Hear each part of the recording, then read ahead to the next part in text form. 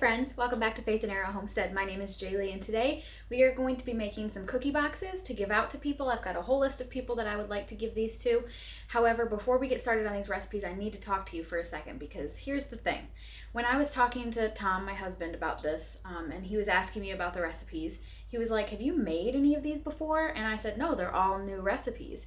And he was like, don't you think you should test them before you film them? And I totally get where he's coming from, but here's the thing. We're gonna make 4 different recipes today and I legitimately cannot afford to do that. I am running really low on ingredients. For example, I'm out of Redmond real salt. I'm back to using table salt.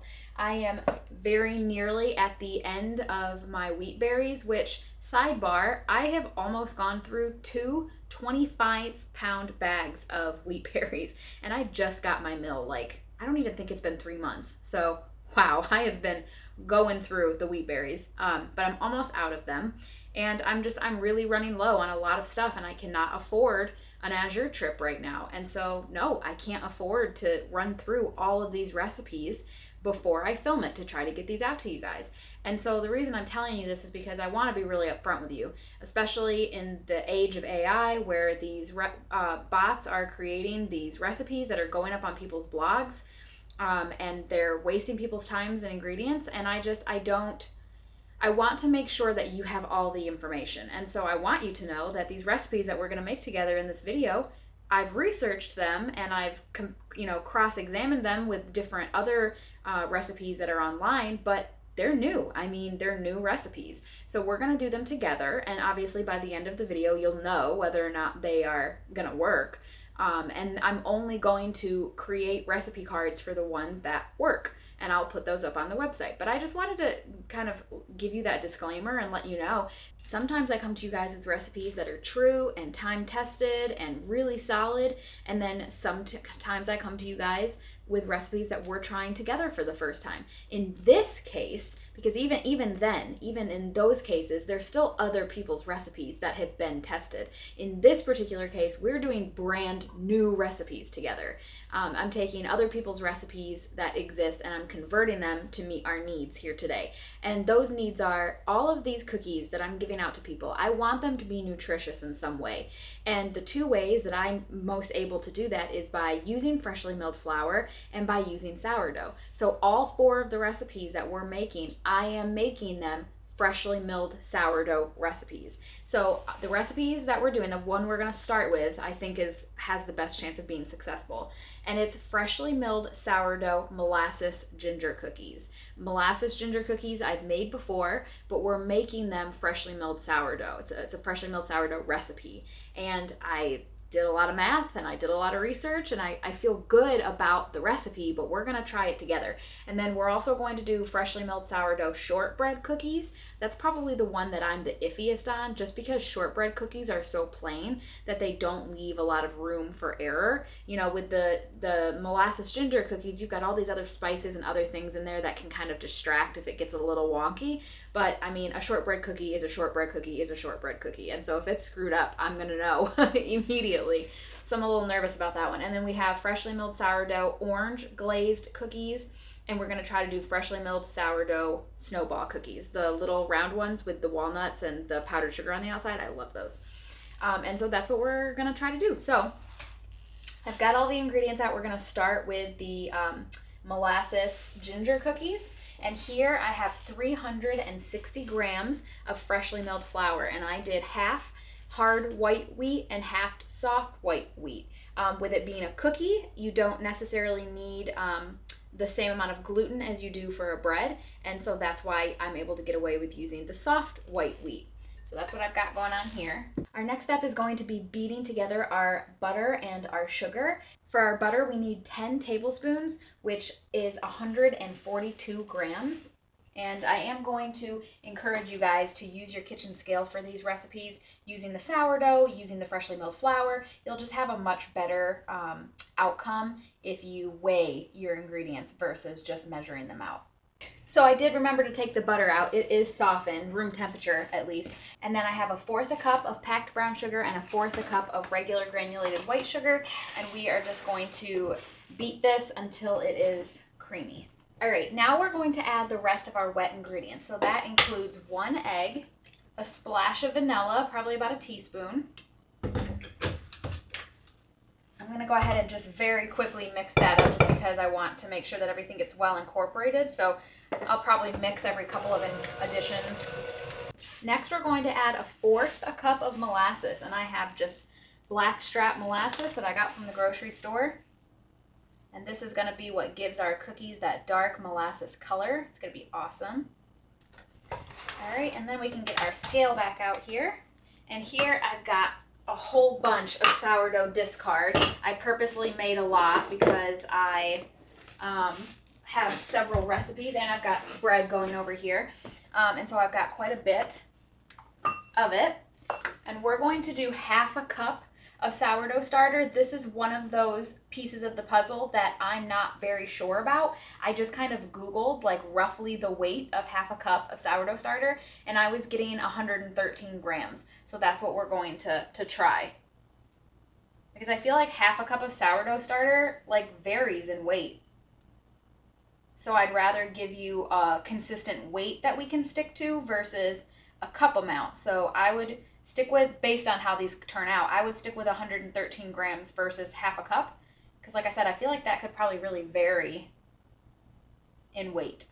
All right, and then let's get that in here. And this is, like I said, that was just sourdough discard. It was not particularly active sourdough. I actually forgot to feed it yesterday.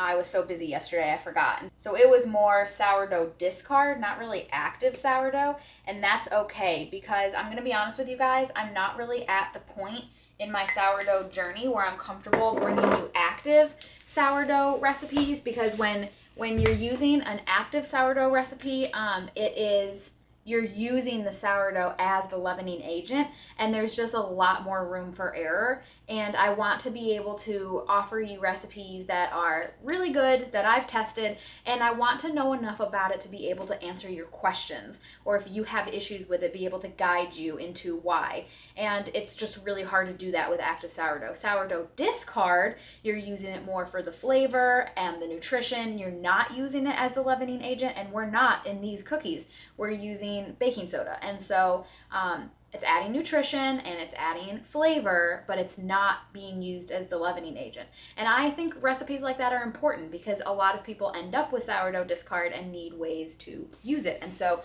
this can be another way. Okay, we're gonna set that aside. Our wet ingredients are good to go. Let's work on our dry ingredients. First, let's start with 2 teaspoons of baking soda. Remember that we have 360 grams of freshly milled flour here. And if you're watching this video and you don't have a mill and you can't freshly mill flour, you can still use all-purpose. I just don't have cup measurements for you. 360 grams of all-purpose flour is fine as well.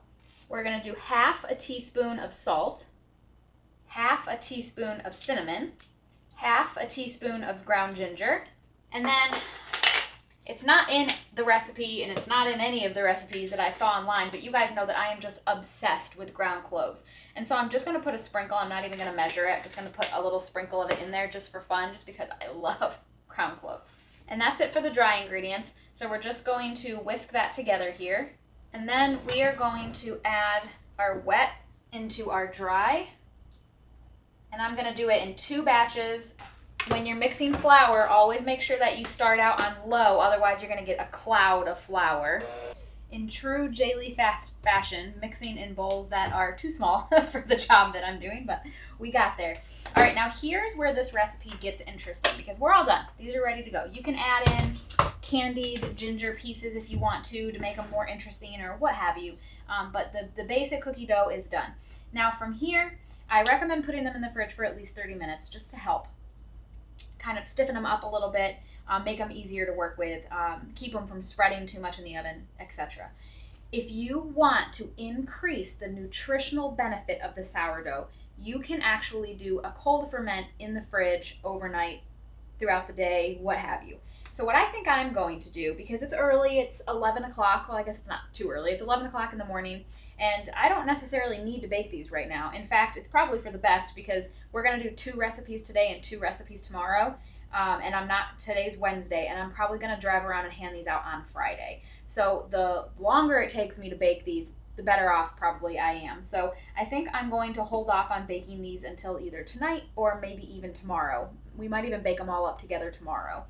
And so I'm going to cover this with plastic wrap, and I'm going to put it in the fridge, and it's going to continue to ferment in the fridge, and we're going to continue to get the benefits of the sourdough the longer we leave it in the fridge. Okay friends, we're gonna move on to the shortbread cookies.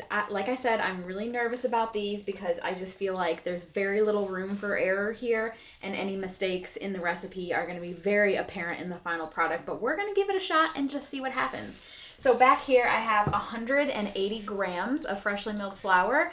I did, same as with the molasses cookies, I did about 50% hard white wheat and 50% soft white wheat. And we're just going to set that back here.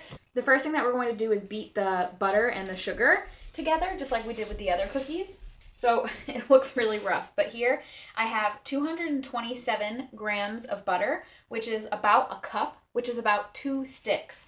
To our butter, we are going to add half a cup of sugar, and the grams on that, which I'm gonna, like I said, the recipes that are successful are gonna be down in the description, but that's about 100 grams. Let's go ahead and cream this together. All right, next we are going to add about a teaspoon of vanilla. So I'm just gonna give this a quick mix. And then back to the scale again. We are going to do same amount as the molasses cookies. Half a cup, which I think is about 113 grams. Let's go ahead and add that sourdough discard to our butter, sugar, vanilla here. And remember, does not have to be active sourdough starter. It can just be sourdough discard. That's what this is. My sourdough is not particularly active right now. We'll go ahead and give this a mix. And then to our flour, all we're going to add is half a teaspoon of salt. Give that a real quick whisk. And then this time, just because the wet bowl's bigger, I'm going to add the dry. And I'm going to do it in 2 batches. All right, and we are left with a cookie dough that looks a little sticky, but overall pretty firm. I mean, that's a really firm cookie dough. So I could definitely see these working out so far. But just like with the molasses cookies, I really think I want to try and do a little cold ferment, because I want to try to share as much nutrition as I can. That's kind of my goal here. I haven't really, I'm going to be honest, since I started getting into this, I've really been actively pursuing this lifestyle very heavily since I want to say probably February. February is when of 2023 is when I cut out seed oils, and after that I started to really make a lot of food from scratch. And it's been such a tumultuous year that I've not really shared that gift. I'm going to be honest. I know other YouTubers are out here blessing people left and right with their from scratch gifts, and I just haven't really yet. Outside of bringing an occasional loaf of bread to a dinner party, I haven't really done anything like that. And so I'm excited to do these cookie boxes for that exact reason. And if I'm going to be giving products to other people, I want them to be as nutritious as they could possibly be. And so I think I'm going to let this sit till the evening, possibly tomorrow. We'll see what I'm feeling. And then we'll bake them up and see how they do. We have 2 more cookies left to make, and I'm thinking I'm probably going to make them tomorrow.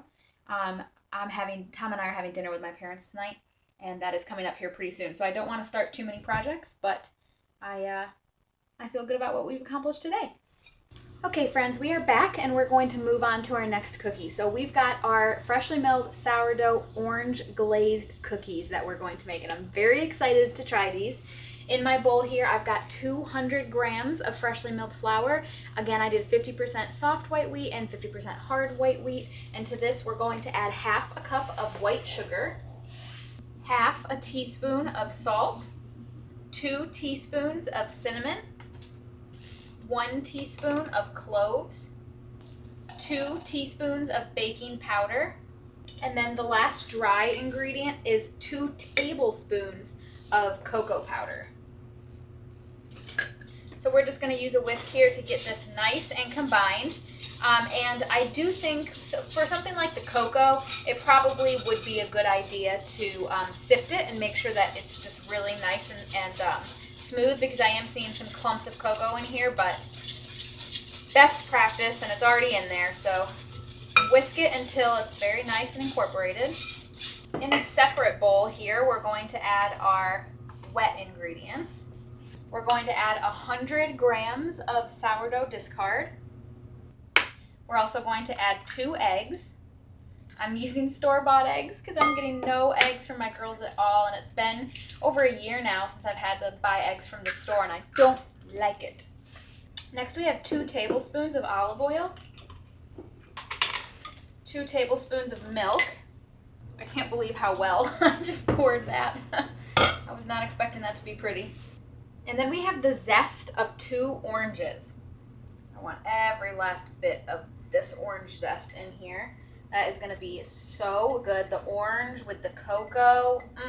Oh man, I'm really, with the cloves. I'm really looking forward to these cookies.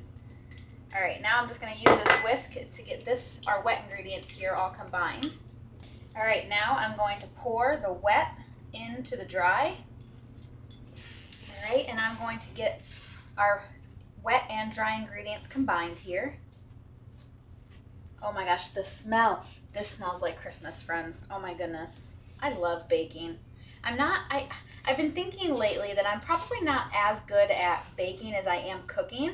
You know, cooking is an art, baking is a science, as I say, but it's fun to learn. And, you know, to be fair, I've been really challenging myself lately, trying to convert things to freshly milled flour and trying to incorporate sourdough, and I'm just really experimenting and trying to really find my place in the baking world. And so obviously that's going to make things hard, and I'm going to feel like maybe I'm not that good at it, whereas being innovative in cooking is so much easier because things are so much more forgiving. Even if you mess something up, you know, I've discovered some of my best kitchen ideas on accident, just trying different things. Something didn't work out, so I did something different, or I was out of one thing, so I used another, and I end up coming up with really great things. But baking is not quite that easy. All right, now using the freshly milled flour, because this is very sticky, we won't be able to do what we need to do in our next step with a dough this sticky. But with this being freshly milled flour, it needs time to absorb the liquid, so we're going to cover this with foil and actually let this sit for about a half an hour. All right, let's move on to the snowball cookies. I love the snowball cookies. They're one of my favorite Christmas cookies. I've never made them before, and we're trying to make them freshly milled sourdough, so we'll see how this turns out. I've adapted this recipe based on some recipes that I've seen online, and we're gonna give it a shot. So we're gonna start with a big bowl here, and we have 1 cup of powdered sugar. Now I am going to sift the powdered sugar because I do think that sifting it will help give us a really nice smooth cookie dough. And so I've got this little contraption here. I think I got this at Walmart, and I'm just going to sift. Next to that, we're going to add our sourdough discard. We're going to add half a cup roughly, which is about 113 grams. We're going to add that right in here. We've got 2 teaspoons of vanilla. And then we've got 1 cup of butter, which is 2 sticks, which is 227 grams. And you want this to be softened, room temperature butter. Now we are going to cream these ingredients together, just using a hand mixer, or you could use a stand mixer, for just a couple minutes until it's light and fluffy. Be really careful, because if you start this out real fast, you're going to get a face full of powdered sugar. All right. Now over here, I have 300 grams freshly milled flour. Again, half hard white, half soft white. And to that, I'm going to add half a teaspoon of cinnamon. Now, when I was researching and looking at different recipes and seeing what everybody was doing, I saw a varied amount of spices, a very different. Some people were using cardamom.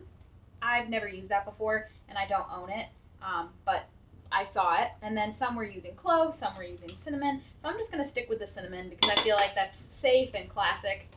We're also going to add half a teaspoon of salt. And then here I've got about a cup of chopped nuts. These are walnuts. They were regular sized. I put them in my little Ninja smoothie maker. That's what I'm using these days as my like a food processor. And I chopped them up pretty finely. Now, kind of up to you on how finely you chop them. I love these cookies and I've had them many different ways from many different places, and I like mine to be kind of more finely chopped.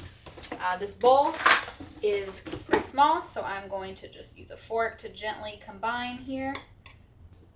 All right, we are going to take this dry mixture and add it in with our wet ingredients. I think I'm probably going to do half and then the other half, just so I don't. It'll help make it more smooth. Now, pretty much all of the recipes that I was seeing online said that this dough is going to be very crumbly, and mine is not. But we are using the freshly milled flour, and so I'm just going to let this sit for 30 minutes like we were doing with our other dough over here, and then we'll revisit it and go from there. If I need to add more flour, we'll cross that bridge, but I'm just going to let this sit for a few minutes before I do anything to it. Okay, I do think I want to go ahead and do some baking today, because if we need to do any major adjustments to these recipes, I'd rather do it now while I'm in here and my kitchen is the way it is than to have to go through all of this tomorrow when we're baking. So we're going to go ahead and get started. Now, the orange glazed cookies, the dough has been sitting for definitely half an hour now, and it is very sticky, very sticky. Now, these cookies are little. In fact, I would compare them to little Yankees. I'm not sure if you guys are familiar with the little fried potatoes, the Yankees, and the way that you do that. It's potato and some other ingredients, and you roll them out into a rope and you cut them into little pieces and you fry them. And this is reminding me very much of that. And that was going to be the same process that I used to cut these into little cookies. I was going to take the dough, roll it into a rope, cut them into little individual pieces, and bake them. And they were going to be little cookies that we were going to dip into a glaze. This is way too wet. But you know what? Yankee dough, or not really a dough, Yankee mash, I don't know what you would call that, is also typically very sticky. And I have a little experience working with that. So what I think we're going to do, I got my all-purpose flour out. And I think I'm just going to generously dust my workspace with the all-purpose flour. Now there's a balance here, right? Because we want it to be workable, and I'll show you. Look at how very, very sticky. Can you tell how sticky that looks? Very sticky. You want it to be workable. You want to be able to do, you know, the plan, what we planned on doing, rolling it out into a rope. But you also don't want to add so much flour that you change the consistency of the cookie. And what that would look like is having a cookie that falls apart, crumbly, doesn't hold its shape. And you want these to hold their shape because we are going to be dipping them in the glaze. And so there is definitely a balance here. It's falling apart. Okay, I've got my bench scraper here. And I imagine once we get enough flour involved here, it will become more workable. I actually, at this point, want to go ahead and preheat my oven to 350. Both of the cookies that we're going to be baking up, at least right now, are 350. And these are actually not going to take very long to prepare at all. I have my Silpat lined baking sheet here. I'm just going to set it right here.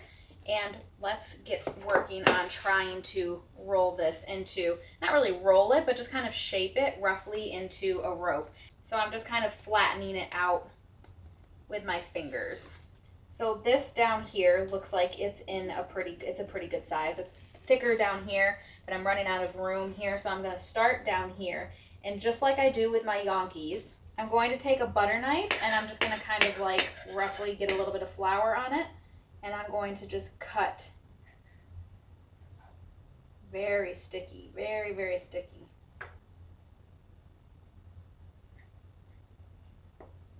Okay, it's working though. Little square cookies here. And I got a little pile of flour here, so I may just have to continually run a little flour over my knife to keep it from sticking too badly. But yeah, no, I mean, this is working out decently well. Kind of a little pain in the butt, but I think once you get the hang of it, just like with Yankees, they start out a pain in the butt too. And then once you kind of get the hang of it, you can fly through it. And they're not so sticky that I can't handle them. I can pick them up. They are sticky, but just minimal handling. And I'm going to start placing them on my Silpat here. With them being sticky, that means there's minimal flour. We perhaps could have used more flour, but I'm going to bake up this first batch and see because usually less flour equals a less dry, crumbly, more of a moist cookie. So I'm just gonna wait and see before I make any adjustments to the recipe what these look like. Here we go. I ended up with about 60 of these little things. I experimented with the size, so over on this side we've got some pretty big ones, and then these over here are all pretty small, and I think that they're great either way. What I really love about these is that they firmed up pretty well. They're not crumbly, they're very firm, but they are also still pretty soft and like almost pillowy. Like, they're not hard, but they're firm. They're not crumbling or breaking apart in my hands. They're holding their shape really well, which is great because we have to dip these in glaze. So that will be absolutely perfect. Let's go ahead. Let me find an ugly one. Let's go ahead and taste these. So first of all, I'll show you, see how nice and firm that is? Oh my goodness. That looks great. The orange is very strong. Those are delightful, very soft, firm, like I said. Little bit of cocoa, not overpowering. That's really good. I like the orange in there a lot. That's awesome. I'm gonna go ahead and bake up the snowball cookies because I feel like all the snowball cookies I have taste like they're 2 months old anyway. So of all the cookies that we can bake up ahead of time, I think these will be the one. And I'm just going to use my cookie scoop here to just scoop these out, and I'm just going to keep them rounded like this. The oven's already preheated to 350, and that's what these need to be baked at. And these little orange cookies, the bigger ones baked for 8 to 9 minutes, and the smaller ones baked at like 6 to 7 minutes, really fast. And then for these ones, I'm seeing on the various recipes that they bake for about 20 minutes, and that you're better off having it be underbaked than overbaked. So I'm actually going to set the timer for 18 minutes, knowing my oven, and just check them and see what they're looking like. I am tickled with how these turned out. Look at them, they're beautiful. So you see how they're getting a little golden right around the edges there? That's how you know that they're done. That is perfect. So what we need to do now, I have a bowl of powdered sugar here, and when right out of the oven, I literally just took those out of the oven, you want to roll them right around in that powdered sugar right away. And then I've got my rack here that I'm going to set them on. And I'm going to go through and do that to each of these. Oh, they're perfect. They're nice and firm. Smells amazing. I cannot wait to try one of these. Like you guys heard me say, these are one of my favorite Christmas cookies, and I've never made them before. So I'm really excited for this taste test. I am very pleased with these cookies. So using just my normal cookie scoop, this made 30 cookies, which is awesome for making cookie boxes. So I rolled them all around in the powdered sugar, and it kind of like melted onto the cookie, which is perfect. That's why you do it right out of the oven. And now that they've been sitting and cooling for a few minutes, I'm actually going to go back through. Yep, it's very like wet to the touch. That's awesome. I'm going to go back through and do a second coating of the powdered sugar now that it has kind of cooled down a little bit, and that's going to ensure that your cookies are like really well coated in the powdered sugar. Before I forget, I also want to mention that for me in my oven, 21 minutes was perfect. Absolutely, these are absolutely perfectly baked. I checked them at 18 minutes and decided to give them another 3 minutes, and that was just absolutely perfect. All right, you guys, I can't wait another second. I have got to try one of these. Also, just so you know, I had a cup of powdered sugar that I was using to coat those, and these first 15 cookies pretty much took the entire cup. So if you end up with 30 like I did, then you're going to need 2 cups of powdered sugar to dust them. And look at that. It is gorgeous. I'm so excited. I'm so excited. All right.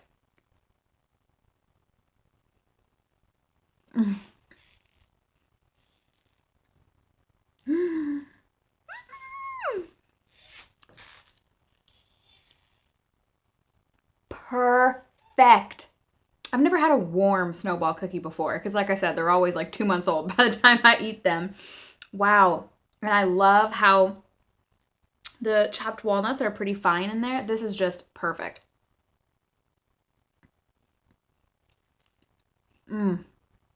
Wow. Incredible.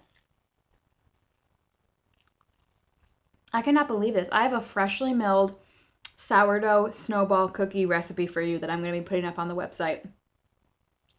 These are not only absolutely delicious, but they have nutritional health benefits as well. This is so exciting. I'm just so excited about this. Okay, we have some things that we need to talk about. So the snowball cookies, the molasses ginger cookies, and the orange glazed cookies are all amazing. So you know what? 3 out of 4 recipes turned out wonderful. All 3 of these are going to have recipes up on my website, and I'm thrilled about all 3 of them. The shortbread cookies, guys, they were so bad. I literally spit it out into the trash. I'm not even kidding. First of all, they melted. They totally melted in the oven. I don't know what happened. I opened up the door to look at them, and there was just a puddle of cookie in there. And so I thought, okay, too much butter, not enough flour. So I added more flour and baked a couple. Added more flour, baked a couple. Added more flour, baked a couple. And then I took a bite of one. Once it finally resembled a cookie, I took a bite and spit it in the trash. It was so gross. So then I added a little bit of, I did powdered sugar because I didn't think adding granulated sugar would necessarily be a good idea at that point. So I added some powdered sugar, baked one last batch, still spit it out into the trash, and I was like, this is it. This is the dough here, and it's a total wash. I'm going to have to go back to the drawing board on that one. I have no idea what happened. I don't know why they were so gross, but they were terrible. So completely disregard that recipe. Do not make that recipe. But the rest of these turned out so good. So here, these are the molasses ginger cookies. You can do 2 different things. Well, I'm sure there's lots of different things you could do, but my 2 suggestions. When you are getting ready to bake them, you could roll them out into a cookie and you can roll it in some cinnamon sugar. That was actually originally what I was going to do. And then I decided, because these already have powdered sugar, you guys know the snowball cookies get all over everything. I just decided to powder them with, to dust them with some powdered sugar, just because I thought it would go well in the cookie box together. Now over here, I went ahead and glazed these already. I still have some glaze left. I still have some cookies left that I've not glazed yet. And that recipe for the glaze is 2 cups of powdered sugar. I did sift it because I wanted a nice smooth glaze, and 1/4 a cup of orange juice. The 2 oranges that I zested, I actually only ended up needing 1 of them, and I have a juicer that I juiced that orange to get 1/4 a cup freshly squeezed orange juice. You could just use orange juice from the fridge, but if you're going to have fresh orange zest to put into the cookies, you'll have an orange. Use that same orange to get a 1/4 a cup orange juice to put in there, and the glaze is so good. So good. And then all I did was take the cookie, dip it in the glaze, and it hardened. So these, I did that like 2 hours ago, and these are hard and dry and not at all sticky. It's a wonderful glaze. And naturally, I tried one. So good with the glaze. All right, so I went to the store that if you watched my homemade seasoning blends video, I have a store here called Niblack's. That's where I get a lot of my bulk ingredients for my seasoning blends, like basil and things like that. They also have a baking section where you can buy bulk baking ingredients, and they have baking boxes. I was going to get just a bunch just to have them, because I also like to use these in the summertime. Like if I've got some peppers and I want to give just somebody visiting the house like a handful of peppers and a few eggs. I love having these boxes on hand. So I was going to buy a bunch. They have gone up in price astronomically. I think the last time I bought these, it's been about a year, they were like varying in size. They were like anywhere from 69 cents to $1. These are $2.50 each now. Each $2.50 for one of these boxes. I could not believe it. So I ended up only getting 10 because that was all I could afford. So I put the boxes together because they come just flat. I went ahead and put them together, and then what I did was I cut out a piece of parchment to put in here, just so that if somebody wanted to reuse the boxes, or just to protect the cookies from touching the box and the bottom. So I'm going to start by I'm just going to go through each box and I'm going to put 2 of each until I have a better idea of what's left. One of the people I'm giving these to is my friend Courtney, and she's got 2 boys. And so I'm probably like, I'll go back to her box and put an extra of each cookie in there. I want to make sure everybody at least gets 2 of each cookie. Okay, I went through and decided, when I looked at the list that I had made of people I wanted to give these to, I didn't even have 10. I thought I had 10. So I have 7, and I have 3 boxes left over. So they have cookies in them, so I'm gonna have to figure out, I'm just gonna pray about it and see like who God directs me to give them to. But I still have some cookies left over too, which is great, because often when I do these projects, I don't, and poor handsome Tom gets the short end of that stick. So I'll go ahead and show you guys what these look like. Cute, right? I'm really happy with how these turned out. I think they're cute. They're not quite as full as I would like for them to be. The shortbread cookies really would have filled these out and rounded these out. But you know what? It's my very first time ever doing a cookie box, and I still think that the people that receive them are going to love them. And they're just so tasty, and with the sourdough and the freshly milled flour, I feel really good about this. I'm really excited. So guys, I really appreciate you coming along this journey with me, and thank you for giving me grace with me trying to bring you recipes that haven't been tested. I really want to be very cautious with that. Like I said at the beginning of the video, I don't want to try to deceive you or push anything along that is dishonest. These recipes were brand spanking new. Other than me just doing the research and figuring out the math for the ingredients, I had never made these. And 3 of the 4 turned out really, really well. So I'm going to put the recipes up on the website, but I'd really love your feedback, because if you guys try any of these, let me know. Is it consistent across the board? Did you guys run into any hiccups? Do you have any questions, suggestions, recommendations for these recipes? Let me know. And if I have to tweak them as time goes on, I will be happy to do that. But this was a lot of fun. I really appreciate you guys hanging out with me, and I can't wait to see you in my next video. Have faith, my friends, and keep moving forward. Bye.